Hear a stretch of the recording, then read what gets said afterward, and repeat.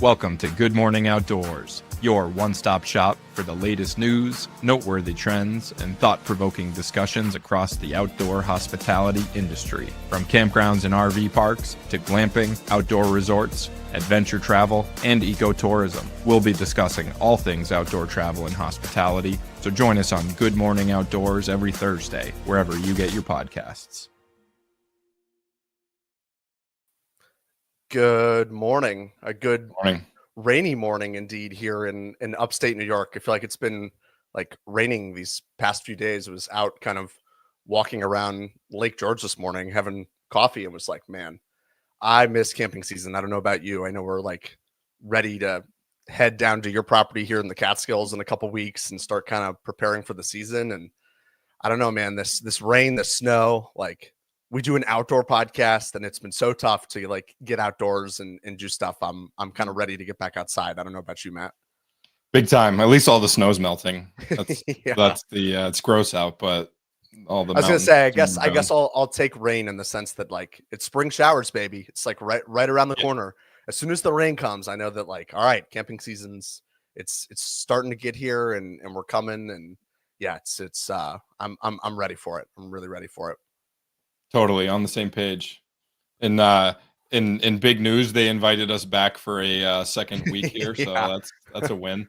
I was gonna say I don't know about you as well, but I've got a lot of great feedback from folks last week who tuned into episode 1 who really enjoyed this. I think we've got a great opportunity here to build this community out and really add a nice bit of outdoor news and community here to GMH. So yeah, we didn't fumble the bag too much. I hope we'll continue the momentum here into week 2. Yes, yeah, and we got a lot to cover today, so I think today's gonna be a fun one. Lots of fun news, big industry stuff to cover. Hopefully, some educational stuff. So, I'd say I was going to say, let's. speaking on kind of the educational side, we talked last week about kind of defining some terms for folks on what we wanted to talk about and cover. Obviously, you and I both come from, kind of the campground and RV park background more than anything. But we wanted to talk about adventure travel as well, in addition to sort of ecotourism here in the coming weeks. I think for a lot of folks, I honestly did this as we were kind of researching and trying to figure out what adventure travel was. You hear those two terms, adventure and travel, together, and you probably get a picture in your head of what that means. It's less sedentary than like getting on a plane and lounging by the beach all day. Like obviously that's not really adventure travel. And a good definition I think that we found was it's a type of tourism or travel that involves remote or exotic locations in order to take part in physically challenging outdoor activities. And I think, we look at like top destinations, places like World Wonders, like UNESCO World Heritage Sites, obviously state and local parks.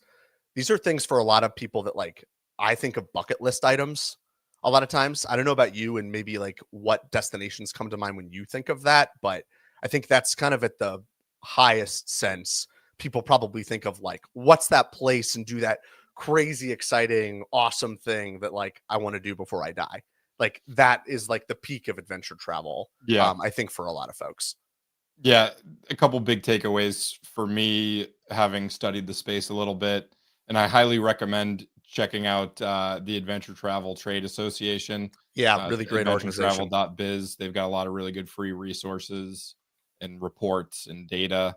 So soaked a bunch of that in, and you know, it's not always about adventure, right? A lot of it is cultural and culinary, and a trending kind of topic in that space is soft adventure, which is I think probably more my speed. Yeah, me too. I love to go hiking. I try to stay active on vacation. Hiking is usually a big part of it, and that's for many destinations. According to the trade association, there hiking is one of the big Right. I think activities. think about like the outdoor rec economy. We covered it last week in our story with Outdoor Alliance and in Doge a little bit. With any of those activities, as you said, hiking, mountain biking, trekking, like snorkeling, scuba diving, anything that kind of gets you up and moving. It doesn't have to be like the I'm jumping out of an airplane going someplace. I'd never do that anyways. But as you said, there's a lot of kind of that outdoor rec economy activities, I think that counts as adventure travel in a lot of ways. And we see a lot of those activities being combined on the lodging side as well. People go camping just to go hiking or just to go fly fishing or trekking in some place. Like there's a large correlation in my mind between the type of travel folks do and the activities and the things that relate to it. 100%. No, it really wrap up here with a quick takeaway too that was interesting for me was that, and it makes sense. I think around the world as Americans, we're known as consumers, and you know, America is the biggest both destination for adventure travel, which makes it. We have so many beautiful state and national parks. I think people get bored of the United States and want to go abroad, but we have some spectacular national parks and some really beautiful, unique, different. There's a lot of places close to home, even the Catskills here in New York. Like Outside Magazine rated that as one of the top locations. Obviously, Right. there's Yeah. we've got a campground there, and places like the Everglades, the Rocky Mountains, the Appalachian Mountains, as we mentioned, all of the state and national parks that you find across the country. Those all are great outdoor destinations, and as you said, places a little bit closer to home and a little bit more enjoyable on the travel front. Yeah. And kind of speaking Yeah. of, I was going to say, go ahead. Do you have anything to kind of wrap up before we move on No, to a I news was going to update here? jump into ecotourism. Go for it. So yeah, sort of closely related when you study kind of the top minds and the top kind of discourse, pretty closely related, which was interesting to me. So there's a woman, Martha Honey, who wrote kind of the book on ecotourism and sustainable and responsible development. Covers a lot of resort concepts. Highly recommend that book for anybody who's interested. She has established really like 7 principles for Hmm. ecotourism. And so it starts with traveling to natural destinations. I don't want to misspeak here, so I'm going to pull it up on my screen. One is travel to natural destinations. Two is minimize your impact on, the ecology and the ecosystem. Three is to build environmental awareness. Four is to provide direct financial benefits for conservation. Five is to provide financial benefits and power for local people. Six is to respect the local culture.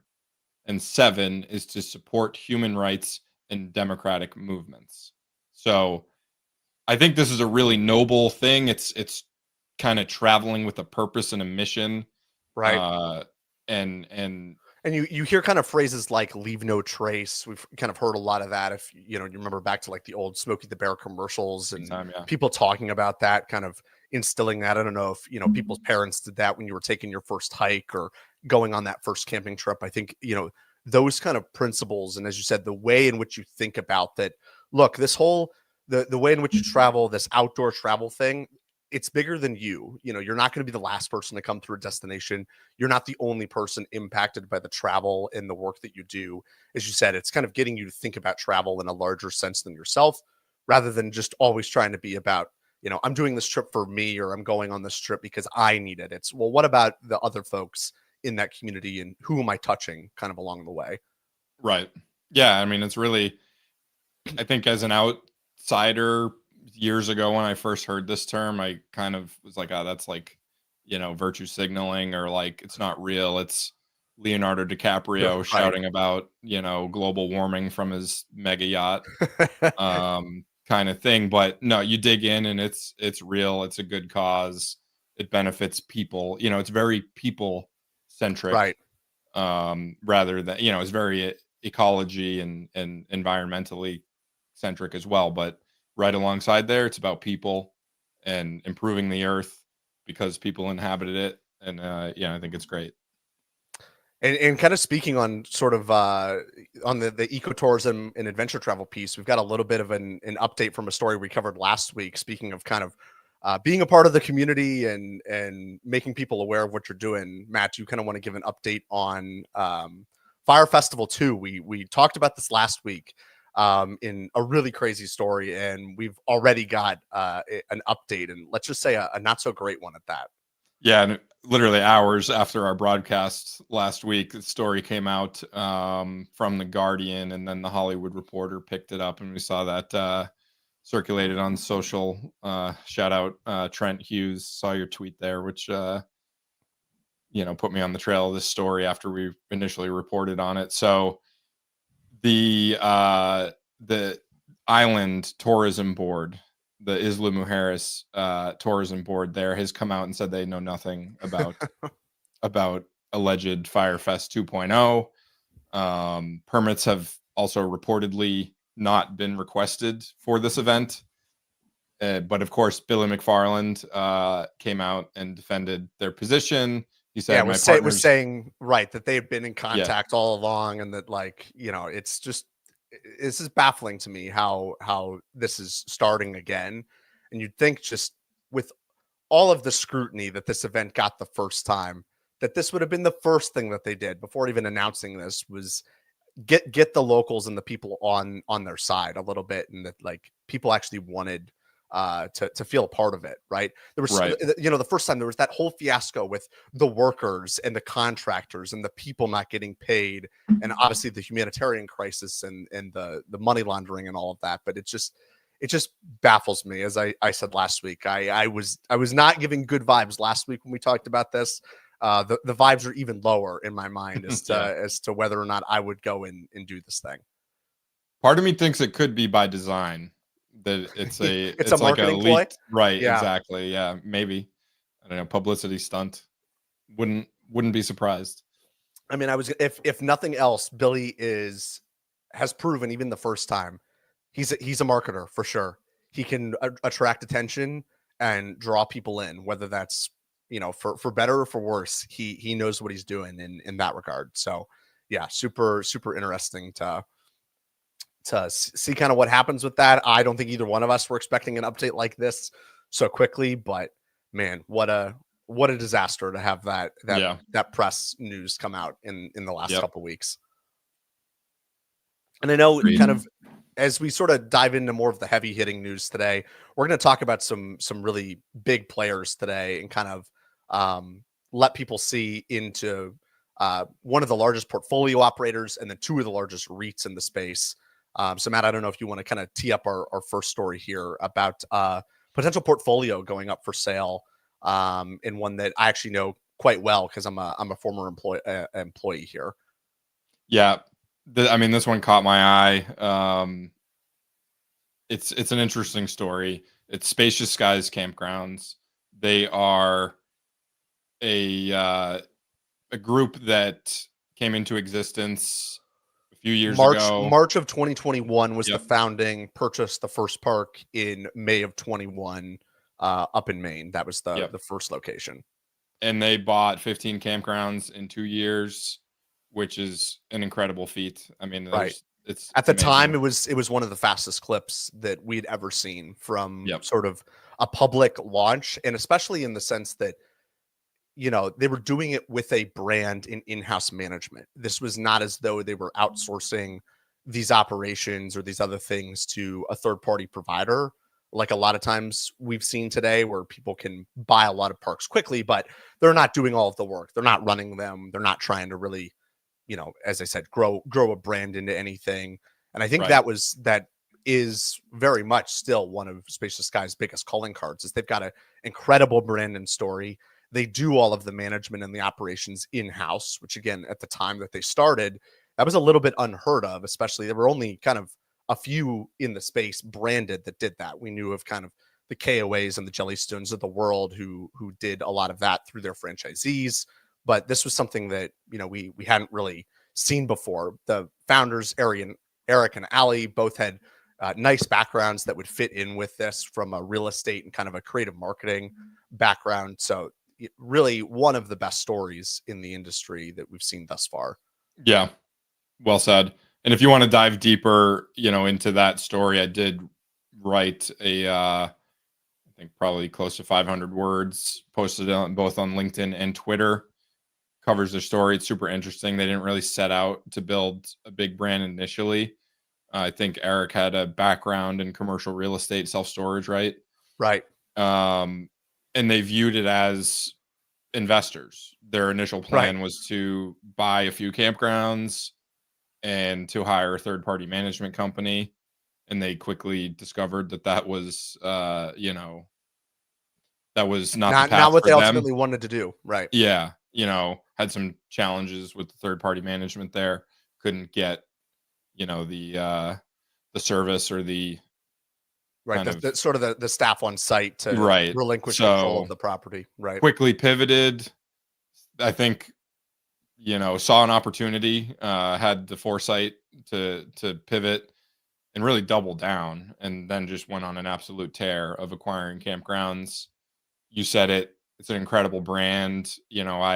I'm amazed by it because, I'm a part owner of 3 campgrounds, worked on those acquisitions, and my head is still spinning, It's hard. and It's hard. and that was over 3 years. For me, it's like, wow, buying 1 campground a year is feels hard, and Right. to do 15 in 2 years is, I mean, it's amazing. So, and I think this, it's interesting kind of the way this came out and was approached. I mean, again, I'm not, they're smarter than me. That, I'm not pretending to, you know, say or think that I have a better idea of how to do what they're doing. Just think it's a really interesting kind of turn of events. It was listed with a real estate broker. It was put on Crexy. It's a pretty public way to go about it. A lot of times you see confidential campground or RV park portfolio, and you Right. have to go and sign an NDA and a confidentiality Have a agreement. relationship with the broker. There's really Yeah, a large vetting process right, before sort of, as you said, the details of the portfolio will be revealed in a lot of right. ways. So honestly, I mean, this just like hasn't happened before in the industry. There isn't like a publicly disclosed price. We have kind of heard through the grapevine that there is a pricing expectation there. I won't disclose it because I respect their process and all that. But I mean, it's a chunk of change. It's quite a portfolio that they've built. Um, and there is some private equity involved through a firm called Sculptor Capital Management, which is a massive $34 billion assets under management, you know, investment Right. management firm. And that always plays a factor, right? Like commercial real estate, private equity, and professional investment has a very defined kind of approach instead of guardrails. It's usually highly time oriented. I've always personally believed that that's not a really good fit for the campground space. You're buying these old campgrounds that at some point in your ownership, you're probably gonna have to rebuild all the infrastructure. You're there's a gold rush happening right now. I personally think it's over, at least at the top end of the market. Very opinionated on that matter. I see people posting things that are raising money from private individuals that I just don't agree with. I think it's Right. And a little I bit. would add too, like, you just don't know what the market timing is going to be like either. If you are going to, for anybody, whether it's Spacious Skies or anybody looking to potentially sell a property, you may want to or need to due to capital needs, but is that really the right timing? Is that really right for the property? Like, is that really something that um, you want to be forced to engage in at that time? And I think Yeah, that's where a lot of people just, as you said, the fit just a lot of times isn't there in that respect, that it forces you into positions that you might not take unless you were forced to kind of step in and do that. right. And I think that And that might be the situation we're looking at here. As you said, we've kind of heard different stories, and this is really a um, as kind of I look at it, it kind of fits with what I know of Spacious Skies as somebody who worked there, in the sense that they're using their great brand and great story to, I think, go public with this in a way that accomplishes a really big goal and allows them to kind of reach that goal for the property. I mean, it's over 1,800 sites, 15 great locations across the eastern United States, from Maine down to Savannah. We only kind of see of a few other groups who have purchased properties in large numbers in that area of the country. We see others kind of in the Southeast or in the West or in the Midwest, but to have Right. that really nice clean grouping of 15 in a geographic area like that, there just isn't anything else like it that really exists on the market today. And to your point, it's just kind of it's a really unique portfolio and asset to come onto the scenes, and that there's really has now been public discussion around for the last week. And yeah, really kind of interesting to see if how they use the brand and how they really come out of this situation and move forward. Because I think, again, they've got one of the best brands, best portfolios in the space. It's a really great asset for somebody to own or be a part of. And yeah, going to be really interesting to see what happens next year. Fascinating. I can't wait to see what happens. And speaking of a couple of other big players in the space, let's kind of shift gears here and talk about the two largest REITs in the space. Of course, for those who are familiar, we're talking about Sun Communities and Equity Lifestyle Properties. These are, as I mentioned, two of the largest holders of not only RV, but mobile home and marina assets. We touched on one of these players, Sun Communities, last week in our story with the Safe Harbor Marina sale.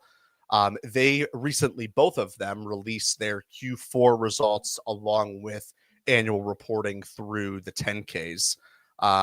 Matt, I don't know if we want to sort of start with Sun Communities and talk about really what the market's showing, and as you said, kind of have a discussion here on the gold rush or the golden age of campgrounds, in whether or not that's really a thing based on the market activity and what's happening with two of the largest here in this space. Yeah. So Sun Communities is the second largest at Right. 166 RV resorts, about 57,000 RV sites.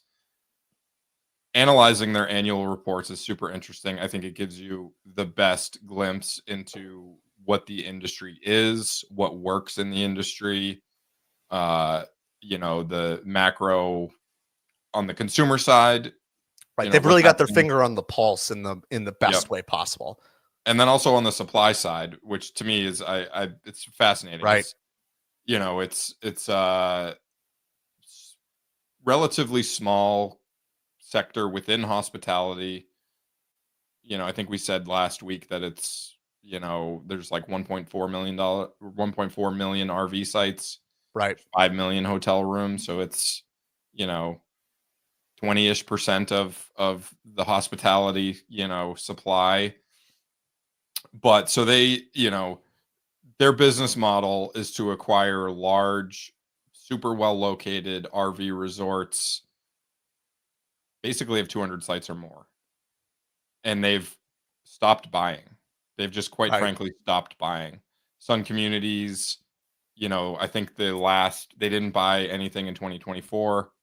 They didn't buy anything they haven't bought anything significant since 2021. I think they bought one Right. I was going asset to say in we've really 2022. just seen a lot of like shifting, either Yes. taking kind of these non-core assets, if you will, and selling them, or as you said, it's like they've gone in with the approach of trying to update or upgrade and Yep. improve the current inventory that they Right. have. They've pretty much entirely exited the Canadian market. Right. They had 15 or 16 RV resorts in Canada. I think they have 2 left. They sold, I believe, 13 of them, which is interesting. I mean, it's a different market in Canada. It's seasonal. It's much lower revenue.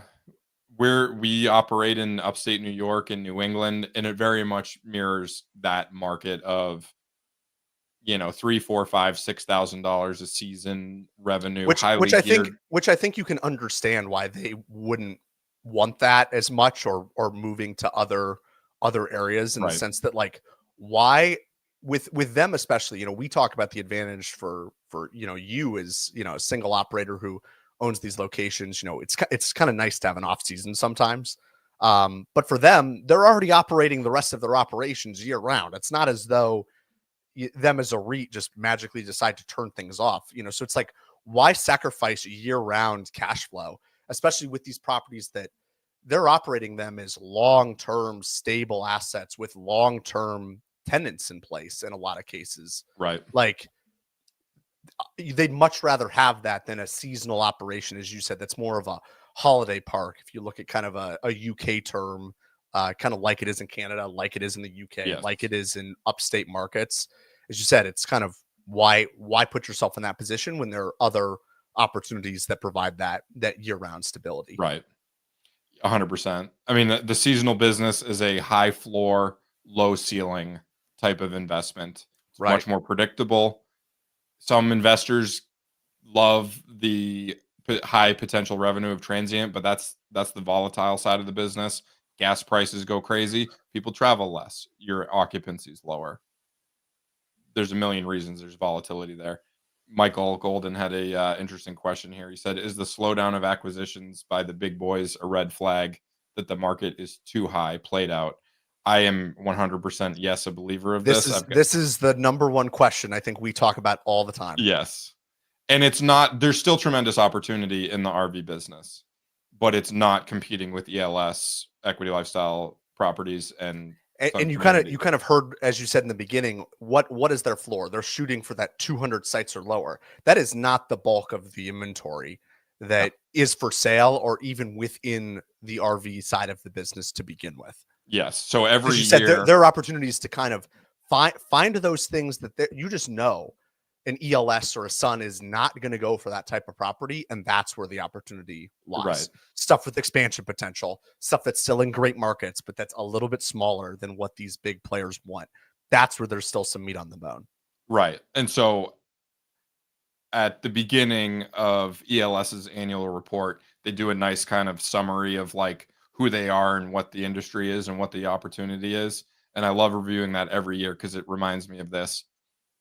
They count and estimate that there's 1,300 RV resorts of 200 sites or more in the country, which a lot of these, syndicators or whatever. People don't want to hear this, but it's real. So Yeah. as you said, there's so many people. Even as you said, look at the next rung lower than the Sun and the ELS. As you said, it's other syndicators, it's other people trying to build multi-unit portfolios.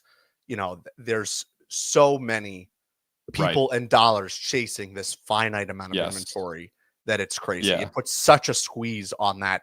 And in a lot of ways, it just drives the price. It's simple supply and demand. When you look at 100%. so And much demand for these things, so little supply in the market at any one time, that these properties become so difficult to buy in a lot of ways. so and here's kind of how I view it. And let's move on to ELS a little bit in a second here, but so that 1,300 number, 1,300 RV parks of 200 sites or more, the top two own 400 of those. There's a whole mess of probably a dozen players that own a few dozen each. I just did a quick exercise this morning. It's like 1,000 parks that are owned between these kind of, private equity backed or syndicator or, you know, people that are scaling portfolios. And so 1,000, that we're like approaching maybe 70% consolidated already in that institutional market.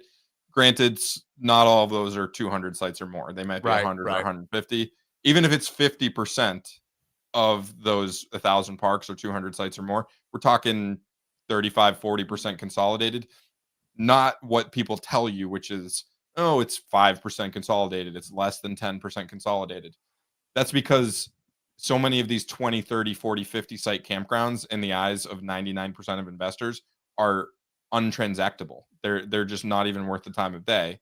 Right, And so Michael had a quick follow-up here. He said, right. "Is it because the outdoor hotel and glamping industry is eating into market share?" Yes and no. I mean, I would say that's where the explosive growth is today. And you look at there's really no like definitive source of data. Sage Outdoor Advisory is the leader, undisputed leader, but they're kind of launching their data services. And it's just They hard on the glamping side. There's not a lot of these large people that you can like consolidate and pull the yeah, data together to get a good read right. on that. And I think that's the challenge is like, as you just discussed, you look at the consolidation and a lot of these people that you can go to and they'll give numbers and reporting on what's happening Yeah, on the traditional side of the industry that kind of has yet to catch up on the glamping side. We hear and see the growth a lot of times, and as you said, it's what everybody wants to kind of add to their property, or if people are looking, you kind yep, of look at that as kind of that in a lot of ways is kind of the next frontier. If there is a gold rush ish to happen, it's there probably more than right, anything else. But as you said, it's so hard to get a read on what's actually happening with real data behind it. right. So And much it's of it's such a just minuscule anecdotal niche. talking to operators. Yeah. It's so tiny. It's somewhere around, I don't know, 350 professional glamping locations, Right. somewhere around 7,000-ish units estimated. Right, you look at a lot of And folks have, like, the bell tent in the backyard kind of a yeah, thing, and, like, as you said, having professional brands and, like, running it like you would a short-term rental, a hotel business, like a campground business. There just aren't that many folks that do that. definitely. Well said. And so I think just, couple important notes here on sort of the business model and how Sun communities and ELS are shaping their business. They're kind of doing the same thing, but in different strategies. They're getting away from transient business. Sun Communities is doing it by converting transient sites to seasonal or annual rentals, and they're Right, doing it at a pretty incredible clip. I mean, they're at right now they're like approaching 60% seasonal and annual sites. They converted 2,300 sites in 2024, which is like 5% of their total sites. And they tell you right in their reports and presentations that they view 40 to 50% of their remaining transient sites as fit and great candidates to be converted to seasonal or annual. So that would put it at, I don't know, somewhere around like 80% seasonal or annual. So they're getting away from the volatility of the transient business. It's a safer play to rent long term. that's where I was gonna go is you hear, I've got a, quote from Gary Schiffman, the CEO of Sun, who in ELS mirrors this as well in their report talking about their priority, and he's talking here about the fourth quarter, but I think this can be generally applied to the annually. Focus on further simplification of our businesses to de-risk. And that's what both of these guys are just so laser Yep. focused like. And I think, as you said, why so much of this is turning to focus on Right. how can we get, turn this volatile short-term campsite into something that's long-term stable cash flow. It's something we can plan for Yep. there. If and as you said, if two things, it's de-risk and stability, and then it's getting rid of these non-core assets. We talked about this with the safe harbor sale last week. We talked about the Canadian parks that are up for sale. We just so Yep. much of this is just about cut back where you can and just simplify as much as Right. possible.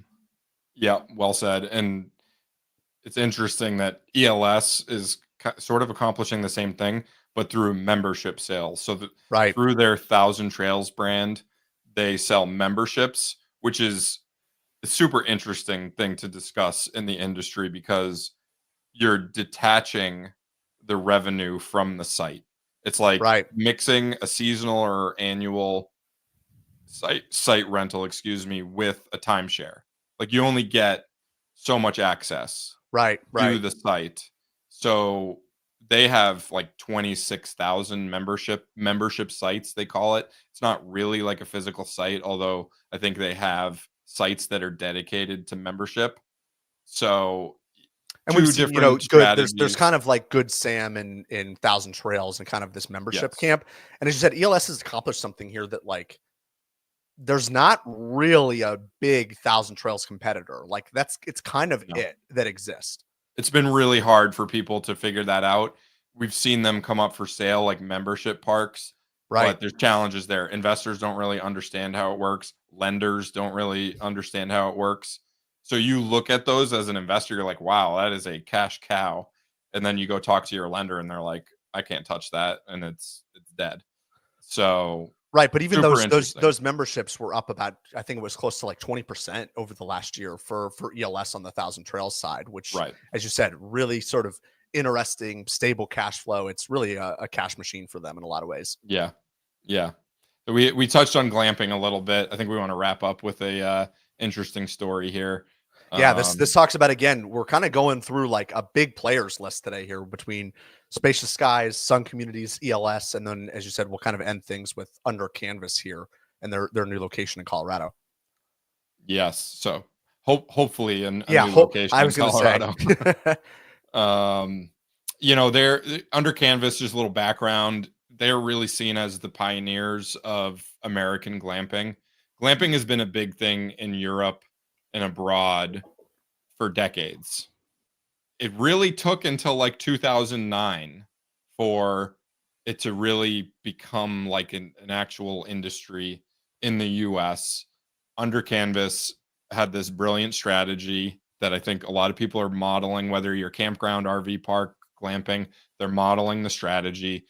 Get land that is super close to national parks, just awesome sites, irreplaceable land, always going to be a great location. And they put safari glamping tents on them.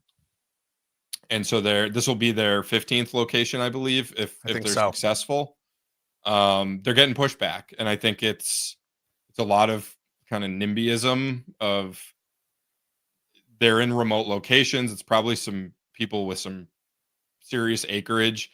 I think it was their location in Moab Right, that they opened a few back in years back. 2021 that was Yeah, contested, and, AutoCamp faced similarly, again, kind of on same vein, obviously different company, also back in 2021 with their location in Flagstaff. So kind of there's these areas, as you say, these communities sometimes right. just, and we've seen it again even on the traditional campground side. KOA's Terramore Resort has faced problems. Northgate has, Blue Water has. Like, this is not a unique Yeah, challenge to Under Canvas per se. But as you said, it's not like Under Canvas has a really poor reputation, or they're no, they have a coming great in reputation. running, we hear kind of the concern from communities sometimes that, like, you don't want a trailer park showing up in your backyard. Obviously, Under Canvas is not that. Their No, ADRs are coming in at, it's kind of like 250 to kind of 800, 900, $1,000 a yep, night.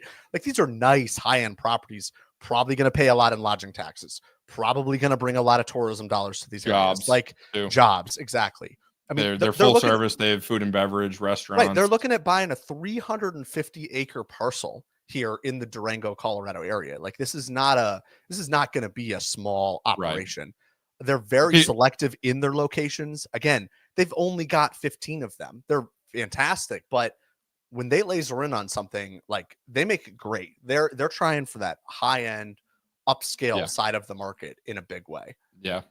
And I mean, it's an industry wide outdoor hospitality problem, but for different reasons.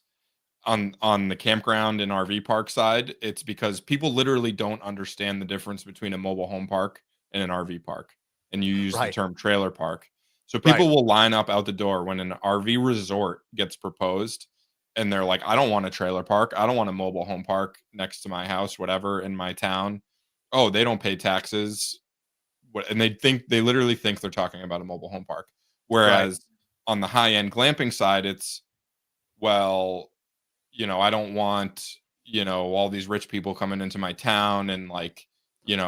land and the infrastructure Why do can't we need handle it. the $1,000 a night rental? Right. We want this to be It's affordable and outsiders getting accessible, to, and yeah, right. it's Cherry pick this great parcel, this best location, just to use it for this exclusive group of clientele. right. And yeah, it's 100%. an interesting thing. So they've got this planning and zoning public hearing coming up in a week, on March the 13th. Going to be really interesting to see. As you said, it's kind of a delicate fine balance sometimes at those hearings to pitch the vision, kind of win the community, and obviously get the planning Yeah. board on board with the proposal. So kind of going to be interesting to see what the public hearing looks like, how things go. Who knows? Maybe by in a couple of weeks we'll have an update kind of on this location and whether or not they're really going to be able to move forward with it. They're no strangers to it. They've been through it. Right. And they're again, it's a really great location. They're really close to a great national park spot, kind of close to Flagstaff, Moab, Albuquerque. It's a really great location in a lot of ways, fairly close to their other Moab locations. So kind of an interesting selection in terms of picking this spot, and going to be interesting to kind of see how things turn out with this public hearing and whether or not the project moves forward. 100%. Well, awesome, Matt. I think we did pretty good for another day. I think we're starting to get it right. I've got some great coffee helping me get through it. We've got our Well and Good Morning coffee brand that we got here. Nice. I was somebody who, lo and behold, was a listener and a fan of the show prior to us ever getting involved with the team here. Always saw and heard Will and the team kind of pitch the coffee. Never tried it before. I don't know about you. I love this stuff. It's fantastic. I got it here too. It's honestly amazing. And yeah, could not get through these episodes without coffee, especially when we go through kind of a data heavy day like we did today, going over some of these annual reports. Yeah. So really appreciate everybody for tuning in and give us another shot here in week 2. We're excited to keep this thing rolling and bring you some of the best outdoor hospitality news every Thursday morning on GMO. You can catch us live here on LinkedIn, YouTube. Your Twitter is going with us as well, if you're somebody who prefers to get it there on Twitter and X. And we'll see you back here next Thursday, 7 a.m. Pacific, 10 a.m. Eastern. Hope everybody has a great week.